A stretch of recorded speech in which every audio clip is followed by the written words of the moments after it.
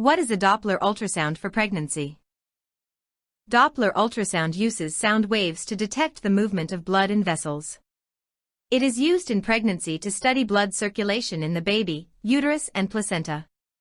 Using it in high-risk pregnancies, where there is concern about the baby's condition, shows benefits.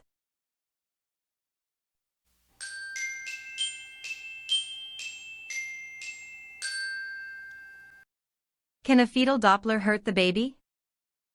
Using it for a few minutes once a week should not cause any harm to your baby.